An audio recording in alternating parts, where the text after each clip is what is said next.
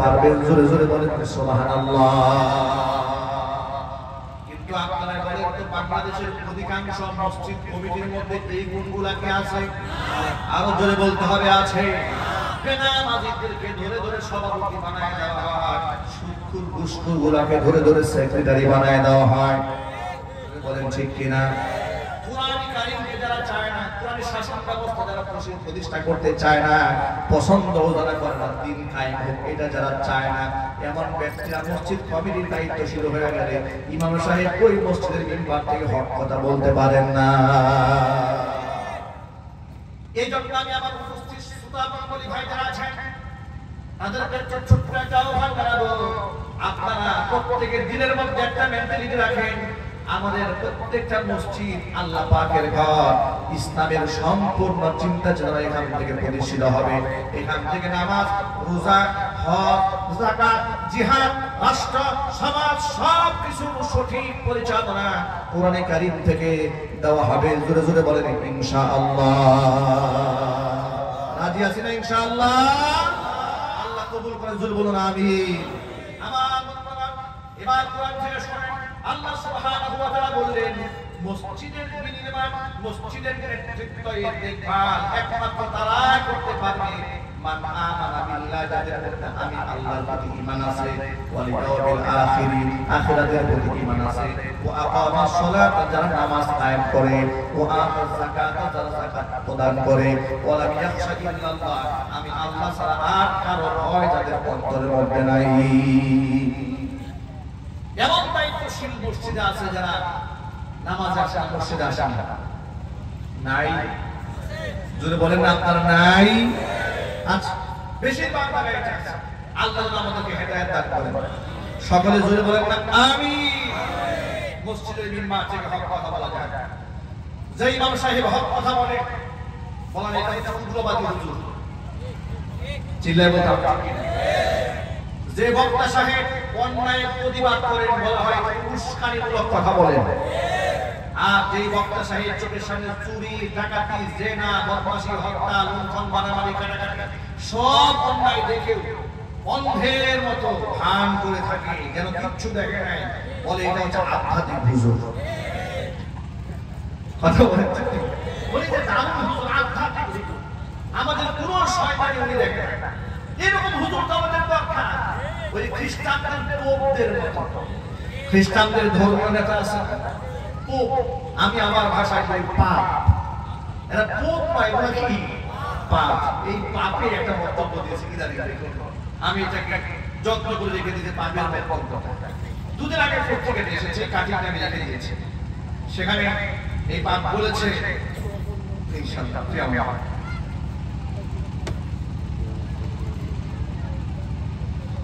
Ukraine এবং রাশিয়ার যে যুদ্ধ হচ্ছে, শুনেছেন না আপনারা? খবর কি সাতক্ষীরাবাসীর কাছে আছে? মাশাআল্লাহ, সাতক্ষীরা তো এলাম, সাতক্ষীরার জনগণ তো ঈমান দীপ্ত কণ্ঠ তাদের। আমি সাতক্ষীরাতে বহুবার এসেছি, ঈমানের আগুন জ্বলে সাতক্ষীরা, ঈমানের বারুদ আছে এখানে, শুধু একটুখানি খসা দেওয়া দরকার। দেখুন, ইউক্রেন এবং রাশিয়ার যুদ্ধ হচ্ছে, সারা জীবনভর মুসলিম কান্ট্রির লোকদেরকে পশ্চিমারা যখন তারা মুসলমানদেরকে নির্যাতন করেছে, মুসলমানদেরকে বানিয়েছে জঙ্গি। কথা বলেন আপনারা? মুসলমানদের কি বানিয়েছে? জঙ্গি বানিয়েছে। আর তারা মেরেছে, তারা হয়ে গেছে শান্তির পায়রা। বল শান্তির পায়রা হয়ে আসছে, অশান্তির শত্রু হয়ে তেল স্বর্ণ চুরি করে পালাইছে। ঠিক কিনা? সারা জীবনভর এই পশ্চিমারা আফগানিস্তানটাকে শেষ করেছে, ইরাককে শেষ করেছে, ফিলিস্তিনকে শেষ করে দিয়েছে।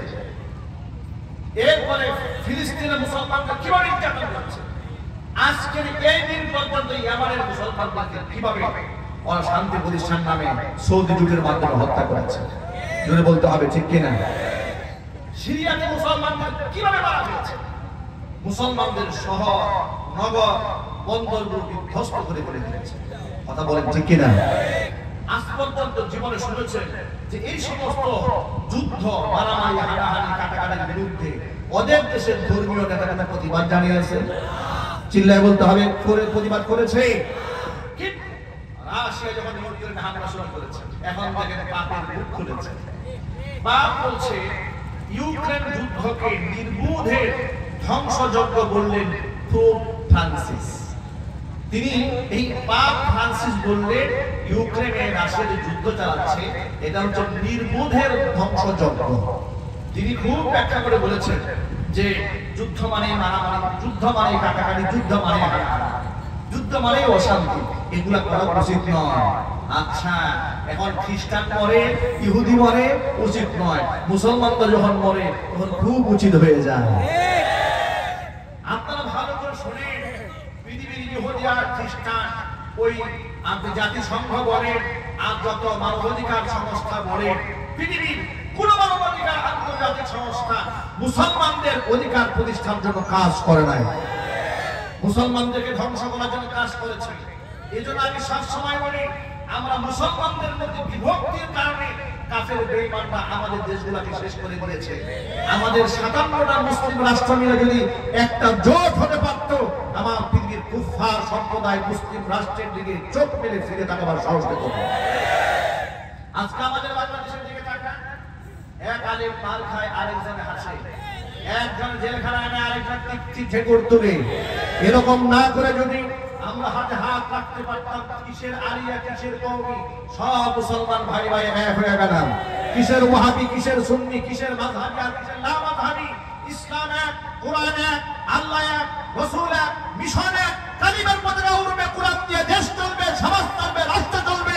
একটা স্লোগান দিয়ে সকল মুসলমান এক হলে বাতিল না পালাই দেব, রাষ্ট্র খুঁজে পাবে না, ছেলে এবং মুসলমান ঠিক না।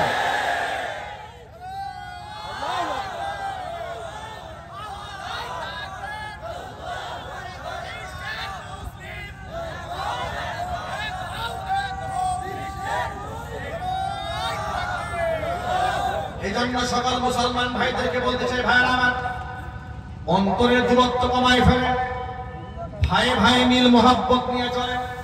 সমাজের মধ্যে হিংসা বিদ্বেষ রাখা যাবে না। যেভাবে তামাম পৃথিবীর কাফেররা এক হয়েছে, তামাম দুনিয়ার মুসলমানদের এক হওয়ার দরকার আছে না নাই? কোরআনে কারীম আমাদেরকে হুকুম করে দিয়েছে, ওয়া'তাসিমু বিহাবলিল্লাহি জামিআন ওয়া লা তাফাররাকু।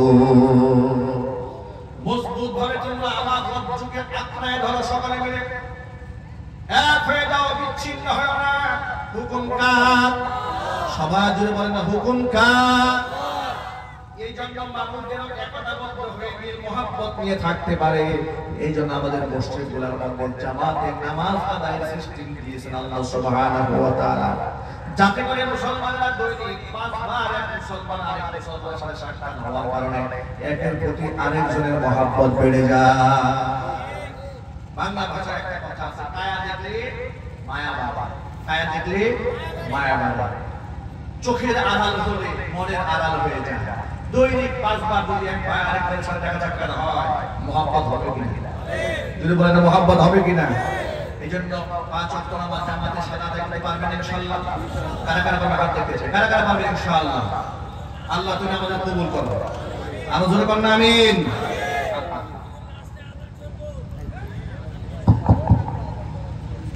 প্রিয় বন্ধুগণ আমার, যে কথা বলতে চেয়েছিলাম সেটা হলো, মুসলমানদের দেশে থেকেও কিন্তু ইসলামের কথা অনেক সময় বলতে সাহস পায় না অনেকেই। কিন্তু ভারতের সেই মুস্কান খান নামক আমার একটা মুসলিম বোন, অমুসলিম সরকার ক্ষমতায় শুধু নয়, ইসলাম বিদ্বেষী সরকার ক্ষমতায় ভারতে। যদি বলেন ঠিক কিনা? বিজেপি শাসিত এলাকার মধ্যে হিংস্র হায়নাদের সামনে পর্দা নিকাবের পক্ষে যেভাবে বলিষ্ঠ ভূমিকা পালন করেছে এবং কতগুলো হায়নার সামনে দাঁড়িয়ে আল্লাহু আকবার স্লোগান দিয়েছেন, তিনি প্রমাণ করে দিয়েছেন আল্লাহু আকবার স্লোগান দিয়ে তামাম পৃথিবীর সমস্ত কুফফারদের কলিজার মধ্যে আগুন লাগিয়ে দিয়েছেন। মুসলমানদের, ঘুমন্ত মুসলমানদের ঘুম ভাঙায় জাগ্রত করে দিয়েছে। অজবাক ভাইরা, ওই পরিবেশে ইসলামের স্লোগান দেওয়া এতটা সহজ নয়। এই জন্য দেখবেন যেখানে বিরিয়ানি থাকে, তেহারি থাকে, হালুয়া রুটি থাকে, সেখানে মুসলমানদের অভাব নাই। কথা বলে হালুয়া রুটি যেখানে মুসলমানদের সংখ্যা বৃদ্ধি, সেখানে, আবার যেখানে একটু ঝুঁকি বেশি সেখানে টর্চ লাইট দেওয়ার মুসলমান খুঁজে পাওয়া যায়। আসহাবে কাহফের সদস্যরা কথা বলতেছিলেন, বৈরী পরিবেশ, সেখানকার রাজা, সেখানকার বাদশাহ ইসলামের বিরুদ্ধাচরণ শুধু করে তা নয়, নিজে মুশরিক শিরিক করে অন্যকে শিরিক করাতে বাধ্য করে। জোরে জোরে বলুন নাউযুবিল্লাহ। বাদশার নাম দাকিয়ান মুস্তারকে নামাজ দেওয়া হলো। আপনার স্টেজের ভিতরে এমন কিছু তরুণ আছে যারা আপনার প্রমাণ মানে না, ওরা মানে একমাত্র আল্লাহকে। কাকে মানে? আরো জোরে বলেন। কোরআনে কারীম আল্লাহ সুবহানাহু ওয়া তাআলা তাদের প্রশংসা বাণী উচ্চারণ করে বলে দিয়েছেন, ইন্নাহুম ফিতয়াতুন আমানু বিরাব্বিহিম ওয়া জিদনাহুম হুদা ওয়া রাবাতনা আলা কুলুবিহিম ইয ক্বামু ফাকালু রাব্বুনা রাব্বুস সামাওয়াতি ওয়াল আরদি লান নাদ'উ মিন দুনিহি ইলাহান লাকাদ কুলনা ইযান শাতাতা। আমার আল্লাহ পাক তরুণদের প্রশংসা করে বলেন, ওই তরুণদেরকে রাজা বাদশা যখন তার সামনে ডেকে আনলো, যখন তরুণরা সামনে দাঁড়ালো, তরুণদেরকে বাদশা ডেকে বলল, ও তরুণরা শুনতে পেলাম তোমরা কি আমার প্রমাণ মানো না? তরুণরা বলে, আমরা আল্লাহকে ছাড়া কাউকে মানি না। সুবহানাল্লাহ। বাদশা বলল, আমার বাড়িতে মেহমান হিসেবে ডেকে এনেছি, না না তোমাদেরকে হত্যা করে ফেলতাম। বাদশা এদেরকে ছেড়ে দিল, এক সপ্তাহ সময় হাতে দিয়ে দিল। এক সপ্তাহের মধ্যে সিদ্ধান্ত চেঞ্জ করে নবমীতে আমার সামনে ফিরে আসবা, তাহলে তোমাদের মৃত্যুদণ্ড অবধারিত। এই কয়েকজন যুবক বাদশার মহল থেকে বের হয়ে গেল। মহল থেকে বের হয়ে যাবার পর তাদের মধ্যে একটা মানসিকতা কাজ করলো, সেটা হলো যদি আমরা এলাকার মধ্যে থাকি, মহল্লার মধ্যে থাকি, তাহলে বাচ্চাটা আবার আমাদেরকে ধরবে। আমরা যদি ইসলাম ছেড়ে না দেই তাহলে বাচ্চা আমাদেরকে হত্যা করবে, আমাদেরকে পাথর মেরে মেরে ফেলবে। আমরা কুফরি সংস্কৃতি লালন করে, ক্ষুধাগ্রহিতা করে, শিরক বিদআত করে এই সমাজের মধ্যে আমরা বেঁচে থাকতে পারবো না। প্রয়োজনে এলাকা ছেড়ে দেব, কিন্তু ঈমান আমরা ছেড়ে দিতে পারবো না। জোরে জোরে বলুন সুবহানাল্লাহ। এই যুবকগুলো এলাকা ছেড়ে রওনা হয়ে গেল। কোন দিকে যাবে যুবকরা তাও জানে না, দু চোখ যেদিকে যায় সেদিকে চলে যাচ্ছে যুবকেরা। যুবকদের পেছনে পেছনে একটা কুকুর রওনা হয়েছে। যুবকরা যেদিকে যায় কুকুর সেদিকে যায়। আসলে কুকুরটা শুধু রওনা হয় না, কুকুরটাকে পাঠিয়ে দিয়েছেন স্বয়ং আল্লাহ রাব্বুল আলামিন ওই সমস্ত যুবকদেরকে পাহারাদারি করার জন্য। যুবকরা চলতে ক্লান্ত পরিশ্রান্ত হয়ে, যুবকেরা যখন পরিশ্রান্ত হয়েছে তখন আল্লাহ সুবহানাহু ওয়া তাআলার দরবারে দোয়া করছে, রব্বানা হাইয়্যিন লানা মিন আমরিনা রাশাদা। রব্বুল আলামিন তুমি আমাদের জন্য একটা রাস্তা বানায় দাও। রব্বুল আলামিন আমরা যেন ঈমান আমলের সাথে মিলে থাকতে পারি এমন একটা সুন্দর জায়গার ব্যবস্থা করে দাও। ওই যুবকরা চিন্তা ভাবনা করে দিল, দিনের মধ্যে আল্লাহ সুবহানাহু ওয়া তাআলা কাঁধে দিয়েছেন, পাহাড়ের একটা গুহা দেখেছে। তারা মনে মনে ভাবলেন, আমরা এই পাহাড়ের গুহার মধ্যে ঢুকে কিছুক্ষণ বিশ্রাম গ্রহণ করি।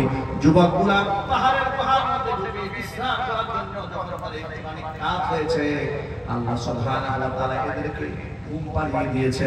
আর ওই ঘুমটা দুনিয়ার সাধারণ মানুষের ঘুমের মতো নয়। এমন ঘুম একদিন দুদিনের ঘুম নয়, এক মাস দু মাসের ঘুম নয়।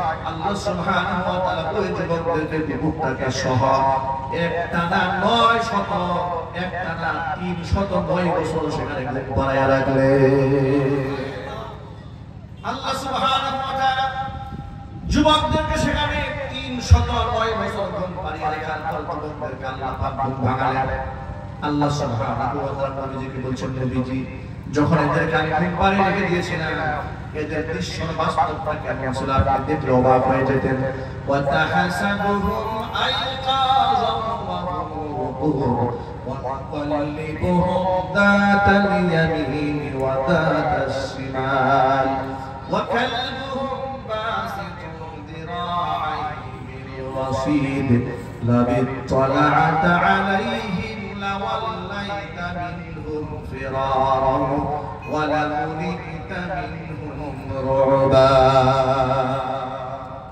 ونبي এদেরকে আমি এমন ভাবে ঘুম পাড়িয়ে রেখে দিয়েছিলাম তাহসাবুহুম আইকাযা আপনি যদি চোখ দিয়ে দেখতেন আপনার কাছে মনে হতো এরা কেউ ঘুমায় সকাল তাকায় আছে অহমর প্রদর্শন তারা ছিল সর্বমন্ত আল্লাহ সুবহানাহু ওয়া তাআলা বলেছেন ওয়া কালবুহুম বাসিতুন দিরাইহি বিল ওয়াসিত গুহার মুখের সামনে ওই কুকুরটাকে আমি দুহাত সম্প্রসারণ করে দিয়ে বসে রেখে দিয়েছিলাম যাতে করে সে পাহাড় পাড়ি করতে পারে এইভাবে 309 বছর কেটে গিয়েছে কারো ঘুম ভাঙে নাই আল্লাহ সুবহানাহু ওয়া তাআলা এভাবে 309 বছর পরে এদেরকে ঘুম থেকে উঠায় দেওয়ার পরে তামাম বিশ্বের মানুষদেরকে বুঝাই দিলেন ওয়া কাযালিকা বা'আসনা আমি কাল কিয়ামতের ময়দানে আমি যে তোমাদেরকে আবার পুনরুজ্জীবিত করব এই কথাটা যেন বুদ্ধি ভালো মতে জেহেনের মধ্যে ঢুকে যায় যে আমি কেমনে তোমাদেরকে জিন্দা করব 309 বছর ঘুম পাড়িয়ে রাখার পরে যেভাবে তোমাদেরকে আমি আল্লাহ জিন্দা করেছি এই জমিন থেকে তোমরা যখন বিদায় হয়ে যাবে হাসরের মাঠে ঠিক সেইভাবে আমি আল্লাহ তোমাদেরকে জিন্দা করব আমার ভাইরা এই জন্য আমার দিলের মধ্যে দৃঢ় বিশ্বাস হয়েছে এই জিন্দেগি আমাদের শেষ নয় বিরাট একটা জিন্দেগি সামনে আছে আমার জীবনের মূল্য দেওয়া দরকার আমি এখানে গরু ছাগলের মধ্যে বসবাস করার জন্য আসা নাই জঙ্গলি জানোয়ারের মতো শুধু সন্তান জন্ম দেওয়াই আমার কাজ নয় শুধু খাওয়াটাই আমার কাজ নয় কুকুরেও খায় বিড়ালেও খায় কুকুর বিড়ালও বাচ্চা জন্ম দেয় মানুষের বাচ্চা জন্ম দেয় শুধু বাচ্চা জন্ম দেওয়ার নামই সফলতা নয় কারণ হচ্ছে আল্লাহ সুবহানাহু ওয়া তাআলা মানুষদেরকে বানিয়েছেন আশরাফুল মাখলুকাত তাদেরকে কোরআন সুন্নাহ দিয়েছেন গাইডলাইন দিয়েছেন আবার প্র্যাকটিক্যাল নমুনা বুঝায় দেওয়ার জন্য রাহমাতুল লিল আলামিন মুহাম্মদ রাসূলুল্লাহ সাল্লাল্লাহু আলাইহি ওয়াসাল্লামকে নমুনা হিসেবে জমিনের মধ্যে পাঠিয়ে দিয়েছিলেন আল্লাহ নবী হচ্ছেন পৃথিবীর প্রত্যেকটা মানুষের জন্য আদর্শ বিশেষ করে যারা পরকাল বিশ্বাস করে আল্লাহর রহমত যারা আশা করে তারা নবীকে আদর্শ মানবে আর পরকাল যারা বিশ্বাস করে না তারা রাসূলকে আদর্শ মানবে না আমি আমার উপস্থিত যুবক ভাইদের কাছে প্রশ্ন রাখতে চাই যুবকেরা এক বাক্যে জবাব দিয়ে বলেন নবীজি সাল্লাল্লাহু আলাইহি ওয়াসাল্লামের শাফাত কিয়ামতের ময়দানে আমাদের জন্য প্রয়োজন আছে না নাই আল্লাহ পাকের রহমতের প্রয়োজন আছে না নাই নবীজির শাফাত প্রয়োজন আছে না নাই রাসূলের হাতে হাউজে কাউসারের প্রয়োজন আছে না নাই যদি থেকে থাকে আল্লাহ নবী সাল্লাল্লাহু আলাইহি ওয়াসাল্লাম বলেছেন মান আহাব্বা সুন্নতি ফাকাদ আহাব্বানি ওয়া মান আহাব্বানি কানা মাই ফিল জান্নাহ এই দুনিয়াতে যে ব্যক্তি আমি নবীর সুন্নাতকে ফলো করবে মজবুতভাবে আঁকড়ে ধরে রাখতে পারবে ওই ব্যক্তি আমি নবীকে মহব্বত করে আর আমি নবীকে যে ব্যক্তি মহব্বত করে সেই ব্যক্তির হাসানাত নবীর সাথে হবে কোরআন কারীমের মধ্যে আল্লাহ সুবহানাহু ওয়া তাআলা বলেছেন ইন্না আতাইনাকাল কাউসার ফাসাল্লি লিরাব্বিকা ওয়ানহার নবী আপনার কাউসার দিবেন সুতরাং ফাসাল্লি আপনাকে নামাজ পড়তে হবে লিরাব্বিকা আপনার রবের জন্য ওয়ানহার এবং কুরবানি করতে হবে কার জন্য আরো জোরে সুতরাং হাউজে কাউসার যদি পাঠ করতে চান নামাজের প্রয়োজন আছে শাফাআত যদি পেতে চান নামাজের প্রয়োজন আছে যে ব্যক্তি নামাজ পড়বে না কিয়ামতের ময়দানে নবীজি তাকে অনুমতি দিবে পরিচয় দেবেন না উম্মুল মুমিনিন মা আয়েশা সিদ্দিকা রাদিয়াল্লাহু তাআলা আনহা নবীজিকে প্রশ্ন করলেন ইয়া রাসূলুল্লাহ আদম থেকে শুরু করে আপনি পর্যন্ত কিয়ামত পর্যন্ত কত মানুষ এই পৃথিবীতে আসবে তামাম দুনিয়ার এত কোটি কোটি উম্মতের ভিড়ে আপনি আপনার উম্মতগুলোকে কিভাবে চিনবেন আল্লাহর নবী বলেন আয়েশা শোনো অনেকগুলা যদি ঘোড়া থাকে ওই ঘোড়ার পালের মধ্যে কিছু ঘোড়া যদি কপাল এবং হাতের মধ্যে সাদা দাগ থাকে তাহলে ঘোড়ার মালিকের শুক্র দাগওয়ালা ঘোড়াগুলা আলাদা করতে কোনো কষ্ট হবে জিজ্ঞেস করলে কষ্ট হবে নাকি জবাব দিলে কোথাও কষ্ট হবে না নবীজি বলেন আমার যে উম্মতরা দুনিয়াতে 5 ওয়াক্ত নামাজ পড়েছে ওযু করেছে ওযুর অঙ্গ প্রত্যঙ্গগুলো কিয়ামতের মাঠে আমি নূর দ্বারা চমকাইতে দেখব বন্ধুগণ ইসলামিক চেতনা প্রতিষ্ঠা করতে হয় তাওহীদের পরে কালিমা পড়ে প্রত্যেকটা মুসলমানদের জন্য এক নাম্বার ইমানি দায়িত্ব হচ্ছে নামাজ কায়েম করা নামাজ যদি না থাকে স্লোগান দিলেও কোনো ফায়দা হবে না দোয়া শুনেও কোনো লাভ হবে না আর সারা বছর বিরাট মাহফিল করলেও কোনো ফায়দা কিচ্ছু হবে না যদি আমার নিজের মধ্যে নামাজ না থাকে এইজন্য নামাজী হব ইনশাআল্লাহ আমরা সকলে রাজি আছেন ইনশাআল্লাহ এক নাম্বার নামাজ ইকামত দুই নাম্বার হচ্ছে ইতাই যাকাত আল্লাহ সুবহানাহু ওয়া তাআলা যদি সম্পদশালী বানিয়ে রাখেন তাহলে যাকাত আদায় করতে হবে। বিশেষ করে রমজান মাসে মানুষ যাকাত দিয়ে থাকে। আসলে মূলত রমজান যাকাত দেওয়ার মাস নয়। রমজান হচ্ছে অধিক হারে ইবাদতের মাস। সেটা যে কোনো ইবাদত হতে পারে। যাকাত যখন থেকে আপনি নিসাবের মালিক হবেন ওই সময় থেকে আরো 1 বছর ধরে এই সম্পদ যদি আপনার কাছে থাকে 52.5 তোলা রূপা অথবা 7.5 তোলা স্বর্ণ, এতটুকু সম্পদ কিংবা মূল্য যদি কিংবা স্বর্ণ যদি আপনার কাছে থেকে থাকে, 1 বছর যদি এই সম্পদের উপর আপনার মালিকানা থাকে, বছরান্তে শতকরা 2.5 টাকা যাকাত গরীব মিসকিন অসহায়কে দান করতে হবে। এটা আল্লাহ সুবহানাহু ওয়া তাআলা ফরজ করে দিয়েছেন। কে ফরজ করেছেন? লোকরা কে ফরজ করেছেন? আল্লাহ পাক আমাদেরকে এই দায়িত্ব পালনের তৌফিক দান করুন।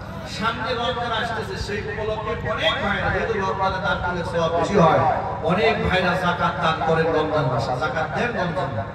যাকাত যেন শরিয়াত হুকুমের মধ্যে সীমাবদ্ধ না থাকে, নিজের সম্পদের পাই হিসাব করে শতকরা 2.5 টাকা যাকাত আমাদের অসহায় মানুষের হাতে তুলে দিতে পারি। আল্লাহ তুমি আমাদের সেই তৌফিক দান করুন। সকলে বলেন না আমিন। ইসলামিক চেতনা আমরা প্রতিষ্ঠা করতে চাই। 1 নাম্বার প্রতিষ্ঠা করতে হবে নামাজ, 2 নাম্বার যাকাত, 3 নাম্বার হচ্ছে সাওম রমাদান। রমজান মাসে রোজা, এই যে আমরা কয়দিন বাকি আছে? হাতে মাত্র 12 দিন বাকি আছে। এই 12 দিনের মধ্যে ইনশাআল্লাহ রমজান চলে আসবে। আল্লাহ যেন সে পর্যন্ত আমাদের নেক হায়াত দারাজ করে। সকলে বলেন না আমিন। রমজানের রোজা কতগুলো রাখবেন? 10টা, 20টা, সব করে করে রাখবো। 29 কিংবা 30 রাজি আছেন? সব করে করে রাখবো ইনশাআল্লাহ। আল্লাহ তুমি আমাদের জন্য সহজ করে দাও। আমিন। হাত নামা। মা বোনরা রোজা রাখবে, নিজের সন্তানদেরকে রোজা রাখতে উদ্বুদ্ধ করবেন। বালিগা মেয়ে, বালিগ ছেলে, উপযুক্ত ছেলে, উপযুক্ত মেয়েকে আদর মহব্বত করে ঘুম পাড়ায় রাখবেন না। বাবা মা অনেক সময় শেষ রাতে বাচ্চাদেরকে ডাকতে চায় না, বাচ্চার কষ্ট হবে, বাচ্চা না খেয়ে থাকবে, খুব মায়া করে। কিন্তু আপনার বাচ্চার প্রতি আপনার যতটা মায়া আছে তার থেকে কোটি গুণ মায়া আছে কার? যদি বলে সুতরাং আল্লাহ আছে বেশি মহব্বত করতে যাবে, আর বিপদ আপনার হবে, বিপদ দেশের হবে, বিপদ দেশের হবে, বিপদ তার নিজের হবে। ঠিক কি না? সুতরাং আসুন আমরা নিজেরাও রমজান রোজা রাখবো, এমনকি রমজানের ব্যাপারে, রোজার ব্যাপারে আমরা আমাদের সন্তানদেরকে উদ্বুদ্ধ করব ইনশাআল্লাহ। আর 5 নাম্বার হচ্ছে ওয়াল হজ, বাইতুল্লাহ হজ করা, হজ্জিল বাইতি। আমরা পারবো না ইনশাআল্লাহ হজ করতে? যাদের সামর্থ্য আছে আল্লাহ তাআলা দ্রুত হজ করার তৌফিক দান করুন। হজকে পেশাবেন না, যাদের উপর হজ ফরজ হয়েছে তারা হজকে পেশাবেন না। জওয়ান মানুষ তো আমরা এই 20 বছর পরে করব, 10 বছর পরে করব। অনেক যুবক লোকেরা ধনী হওয়ার পরে হজ করে না। জিজ্ঞেস করে কি জবাব দেয় জানেন? বলে হজ করলে এই বয়সে হজ তো রাখা যাবে না। আসলে না, কি যুক্তি? হজ রাখা যাবে না কেন ভাই? হজ যাবে কই? ওই ব্যবসা বাণিজ্য করে মিথ্যা কথা বলা লাগে, কোনো কথা বলতে হয়। এই জন্য হজটা যদি পরে করি ঘুরা হয়ে গেলে হজ করে আসবে একদম পাঁচা বলে যাবে। কিন্তু আমি না একটা বছর বাঁচবো, 2-1 দিন বাঁচবো, তার কোনো গ্যারান্টি আছে? সুতরাং আল্লাহ সুবহানাহু ওয়া তাআলা যাদের হজ ফরজ করেছেন, আমরা হজ কত যথাসময়ে পালন করব ইনশাআল্লাহ। আল্লাহ পাক কবুল করুন। এখানে আসসালামু আলাইকুম ওয়া আলাইকুম আসসালাম, আমরা প্রশ্ন দিয়েছেন এক ভাই, মৃত ব্যক্তির 4 দিন 40 দিন বা 1 বছর ধরে অনুষ্ঠান করা যাবে না? আনুষ্ঠানিকভাবে 40 করা, আনুষ্ঠানিকভাবে 3 দিন অনুষ্ঠান করা শরীয়তের কোনো ভিত্তি নেই। এগুলো বিদআত, এগুলো সব কি বিদআত। কুল্লু বিদআতিন দালালাহ, সমস্ত বিদআত গুমরাহি, কুল্লু দালালাতিন ফিন্নার, প্রত্যেকটা গুমরাহির স্থান হচ্ছে জাহান্নাম। সুতরাং বিদআত থেকে বাঁচতে হবে, সুন্নাত কায়েম করতে হবে। ঠিক আছে ইনশাআল্লাহ? সুন্নাতকে আপনি বলবেন। মা বাবা মারা গেলেন, মারা যাওয়ার পরে বাবা মার যদি ঋণ থাকে দেখে দেখে ঋণগুলো আদায় করে দেবেন। বাবা মার ইন্তেকাল হয়েছে, যে বাবা মার সাথে যাদের সুসম্পর্ক ছিল তাদের সাথে সুসম্পর্ক রাখবেন। বাবা মার বন্ধু বান্ধবের খোঁজ খবর নেবেন, তাদের সাথে মহব্বত ভালোবাসা রাখবেন। তারা যারা কবরে শুয়ে শুয়ে সওয়াব পায়, ইসারে সওয়াবের ব্যবস্থা করবেন। নামাজ পড়বে, তাদের জন্য দোয়া করবেন। এতিমখানা তাদের জন্য দান করবেন, গরিব অসহায়কে দান করবেন। এই সমস্ত মাধ্যমে তারা আমার সওয়াব পৌঁছাবে। কিন্তু আপনি এরকম না করে আপনি সুদখোর, ঘুষখোর, মদখোর, নামাজি, বেনামাজি সবগুলাকে দাওয়াত দিয়ে খাওয়াইয়েছেন। যাওয়ার সময় বলে এটা কিন্তু দাওয়াত হইল, বুঝতেই পাই নাই। কথা বলে না, ঠিক কিনা বলেন? এদেরকে খাওয়ায় আপনি কোনোদিন কিছু করতে পারবেন না।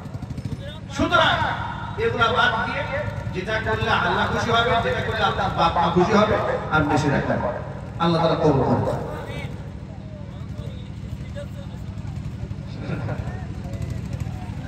আপনার কাছে আযান শুনতে চান।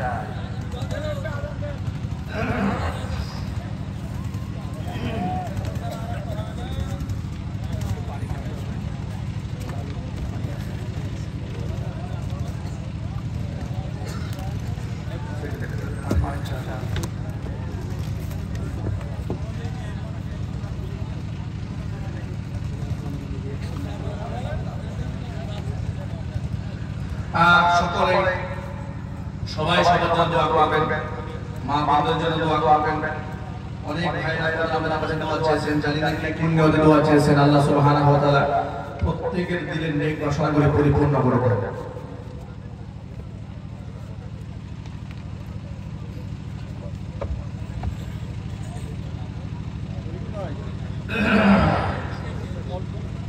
ঠিক আছে,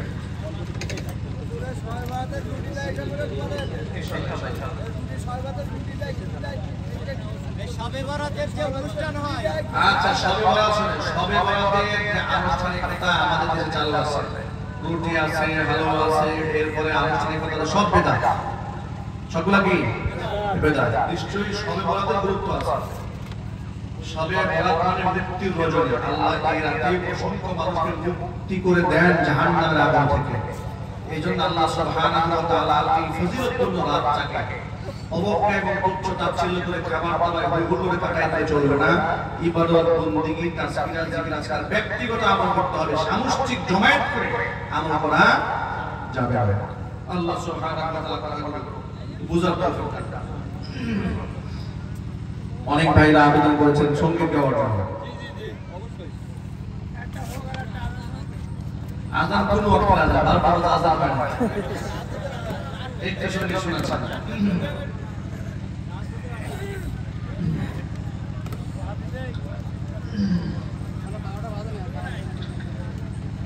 তোমার নামে মধুর গানে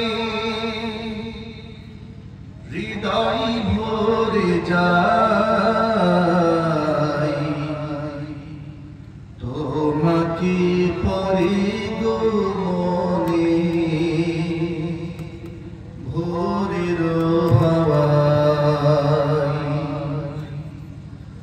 তোমাকে পরে গো মনে ভোরের হাওয়ায়, তোমার নামে মধুর গানে হৃদয় ভরে যায়, তোমাকে পরে গো মনে ভোরের হাওয়ায়, তোমাকে পরে গো মনে ভোরের হাওয়ায়। আজানে আজানে কাঁপে সুরের মিনার, এমন মধুর যেন পায় না কিনার।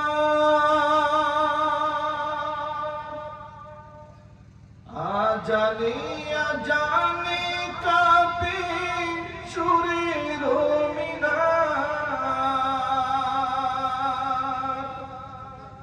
এমন মধুর যেন পায় না কিনার।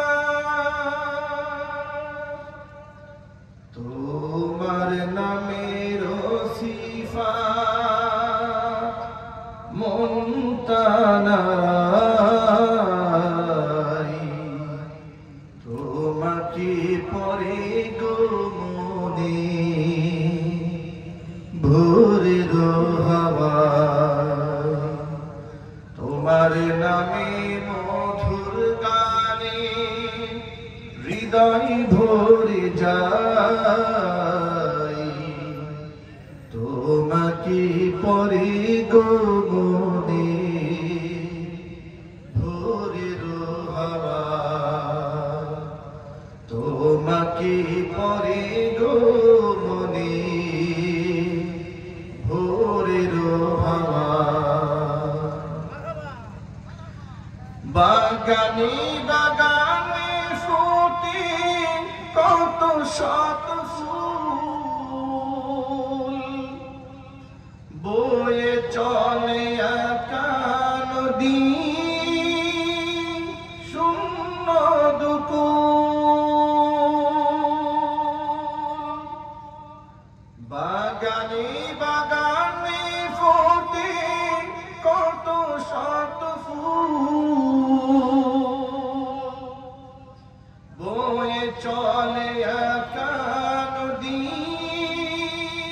শূন্য দুকুল। এমন মধুর সুধা তুমি দিলে হায়, তোমাকে পরে গো মনে ভোরের হাওয়া, তোমার নামে মধুর গানে হৃদয় ভরে যায়, তোমাকে পরে গো মনে ভোরের হাওয়া। আমায় দিও গো প্রভু জান্নাতের ফুল, দিশা দিও কেমন যে পার হব দুকুল। আমায় দিও গো প্রভু জান্নাতের ফুল, দিশা দিও কেমন যে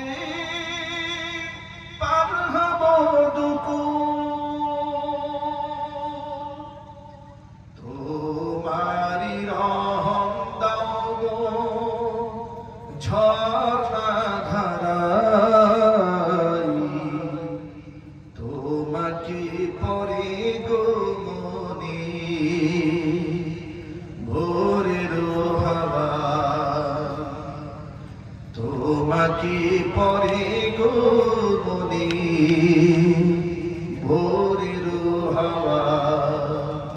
তোমার নামে মধুর গানে হৃদয় ভরে যায়, তোমাকে পরে গো মনে ভোরের হাওয়া, তোমাকে পরে গো মনে ভোরের হাওয়া, তোমাকে পরে গো মনে ভোরের হাওয়া।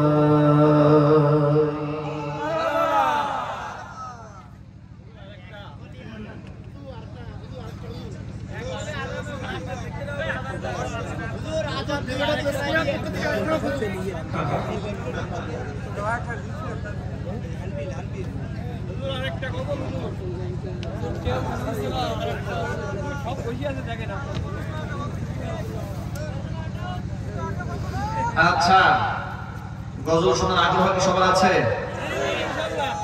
কর্তৃপক্ষ একটা রুমাল পাঠাচ্ছে, মেহেরবানি করে আপনার মাহফিলে শামিল হয়ে যাবেন ইনশাআল্লাহ। বলেন না ইনশাআল্লাহ? পাঠান। হ্যাঁ, মা বোনদের মধ্যেও মায়েরা বোনেরা নিজেরা দায়িত্ব নিয়ে বা দায়িত্বশীল কেউ থাকলে আপনারা কালেকশন রুমাল কালেকশন উঠাই ফেলেন ভাই, কিছু লোকেরা দায়িত্ব নিয়ে চলে যাবে, রুমাল নিয়ে চলে যাবে।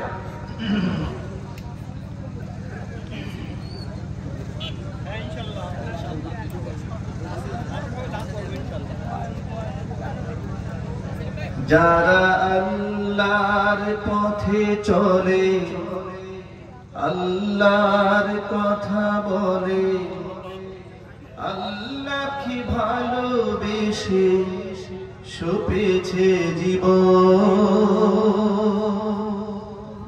তাদের কিসের ভয়, কে করে পরাজয়, শহীদি তামান্নাতে নাচে তার মন। যারা আল্লাহর পথে চলে, আল্লাহর কথা বলে, আল্লাহকে ভালোবেসে সপেছে জীবন, তাদের কিসের ভয়, কে করে পরাজয়, শহীদি তামান্নাতে নাচে তার মন। হাসনা হেনার গানে বোনের হৃদয় তার, কালিমার বেশ মাখা হৃদয় রয়েছে যার। হাসনা হেনার গানে বোনের হৃদয় তার, কালিমার বেশ মাখা হৃদয় রয়েছে যার। সব পিছুটান ভুলে জিহাদের পথে চলে, সব পিছুটান ভুলে জিহাদের পথে চলে, সে তো তার ঈমান বলে। যারা আল্লাহর পথে চলে, আল্লাহর কথা বলে, আল্লাহকে ভালোবেসে সপেছে জীবন, তাদের কিসের ভয়, কে করে পরাজয়, শহীদি তামান্নাতে নাচে তার মন।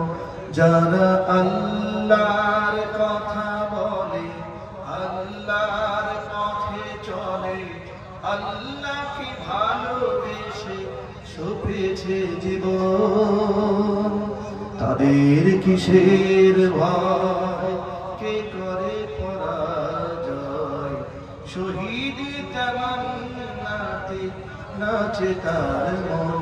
যারা আল্লাহর পথে চলে, আল্লাহর কথা বলে, আল্লাহকে ভালোবেসে সপেছে জীবন। ভাইরা দোয়া হয়ে যাবে। অনেক ভাইরা দানের কথা শুনে আগে দৌড়ানো শুরু করে দিয়েছে, মনে করেছে বসে থাকলে মনে হয় টাকা সব দিয়ে ফেলতে হবে, এজন্য আগে চলে গিয়েছে। আমরা এখন অনুরোধ দেব ইনশাআল্লাহ ইস্তিগফার, আস্তাগফিরুল্লাহ আস্তাগফিরুল্লাহ রাব্বি মিন কুল্লি যামবি ওয়া আতুবু ইলাইহি ওয়া লা হাওলা ওয়া লা কুওয়াতা ইল্লা বিল্লাহিল আলিয়্যিল আযীম।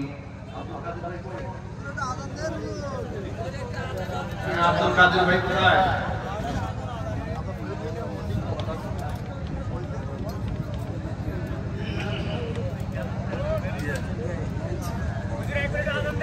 আচ্ছা, একটু আদান শোনাচ্ছি। পিছন থেকে আসতেছিল, এদের টাকার কথা বলছেন, সব চলে গেছে।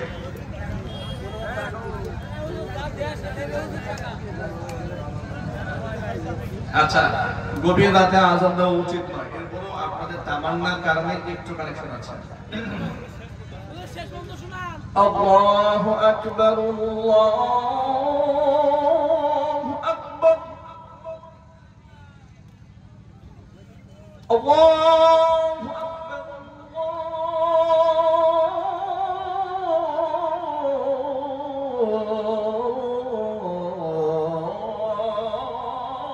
আল্লাহু আকবার।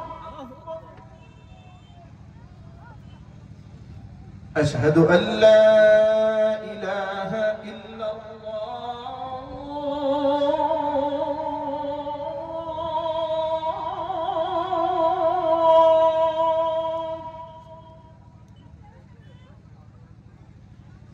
আশহাদু আল্লা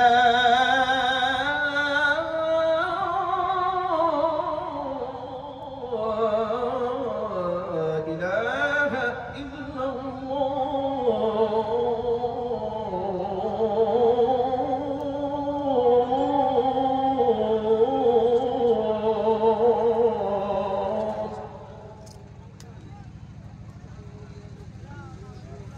আশহাদু আন্না মুহাম্মাদার রাসূলুল্লাহ।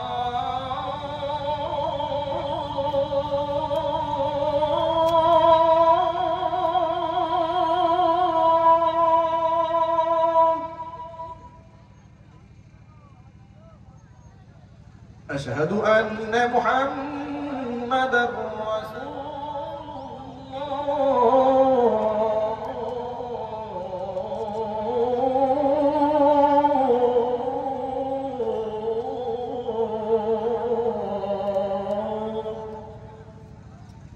আজান ধরে যতটুকু করি কমপ্লিট আজান গভীর রাতে দেওয়া উচিত না। এই মাইক সাউন্ড একটু কমাই দিয়েছে অপারেটর করে আজানের মাঝখানে বলে আরো কমাই দিয়েছে।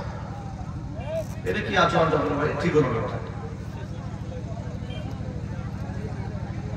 আজানের মাঝখানে বলেও কমাতে কমাতে একদম আল্লাহ সুবহানাহু ওয়া তাআলা আজকে কথা বলবো সকলকে আমল করতে তৌফিক দান করেন। আল্লাহুম্মা আমিন। ربنا ظلمنا أنفسنا وإن لم تغفر لنا وترحمنا لنكونن من الخاسرين ربنا لا تزغ قلوبنا بعد إذ هديتنا وهب لنا من لدنك رحمة إنك أنت الوهاب ربنا فاغفر لنا ذنوبنا وكفر عنا سيئاتنا وتوفنا مع الأبرار رب العالمين গভীর রজন পর্যন্ত কোরআন সুন্নাহ থেকে আলোচনা করে আমরা গুনাহগার বান্দা বরমাশান তোমার শাহী দরবারে হাত দুখানা বাড়িয়ে দিয়েছি। মেহেরবানি করে আলোচনার ভুল ভুলিয়া তুমি ক্ষমা করে সওয়াবের হাদিয়াটুকু কবুল করে মঞ্জুর করে সোনার মদিনায় নবী পাকের রওজা মুবারকে পৌঁছিয়ে দাও। तमाम পৃথিবীর মাটির নিচে যত মুমিন মুমিনাত মুসলিম মুসলিমাত চিরবিদায় হয়ে চলে গেছে তাদের আরওয়াহির উপর সওয়াবের হাদিয়াগুলো পৌঁছিয়ে দাও। আমাদের বাবা দাদির দুনিয়ার জমিন থেকে চলে গেছেন মা বাবার কবরগুলোকে জান্নাতের টুকরায় পরিণত করে দাও। আত্মীয় স্বজনের কবরগুলো কিয়ামত পর্যন্ত বন্ধ করে দাও। রব্বুল আলামিন টাকা দিয়ে পয়সা দিয়ে ইসলাম সময় দিয়ে এই জান্নাতের বাগান যারা সাজিয়েছেন দরদারাজ থেকে সোনার জন্য যারা এসেছেন খালি হাতে কাউকে ফিরিয়ে দিও না। সকলকে ঈদের মাসুম বানিয়ে দাও। অত্যাচার সমস্ত মুর্তিকারে কবরাজাত আল্লাহ তুমি মাফ করে দাও। সকলের ব্যবসা বাণিজ্যকে আল্লাহ তুমি কবুল করে নাও। রব্বুল আলামিন মাসের খাবার করে যে সমস্ত ভাইরা দিনকে দিন বারবার করে মেহেরবানি করে খাবারের মধ্যে ভরপুর বরকত নসিব করে দাও। অর্থ করে ইসলামের পথে কোরআনের পথে দিনের জন্য খরচ করতে পারে সেই তৌফিক তুমি দান করে দাও। রব্বুল আলামিন যুবকরা হাত তুলে ধরেছেন যুবক ভাইদেরকে কবুল করে নাও। রব্বুল আলামিন খাস করে আব্দুল কাদের ভাই মেহেরবানি করে ভাইয়ের প্রতিষ্ঠানগুলোকে তুমি কবুল করে নাও। ইসলামের পথে কোরআনের প্রচার এবং প্রসারের জন্য আরো বেশি ভূমিকা পালন করতে পারে সেই তৌফিক দান করে দাও। মুরব্বিরা হাত তুলে ধরেছেন নেখায়াত দারাজ করে দাও। পর্দার অন্তরাল থেকে মা বোনেরা বয়ান শুনেছেন মা বোনদের মাফ করে দাও। এই সন্তানের মাকে সন্তান দান করো। স্বামী স্ত্রীর মধ্যে মহব্বত না থাকলে মেহেরবানি মহব্বত পয়দা করে দাও। রব্বিরহামহুমা কামা রাব্বায়ানি সগীরা রব্বিরহামহুমা কামা রাব্বায়ানি সগীরা تقبل منا إنك أنت السميع العليم وتب علينا إنك أنت التواب الرحيم سبحان ربك رب العزة عما يصفون وسلام على المرسلين والحمد لله رب العالمين واجعل آخر كلمتنا عند الموت لا إله إلا الله محمد رسول الله السلام عليكم ورحمة الله وبركاته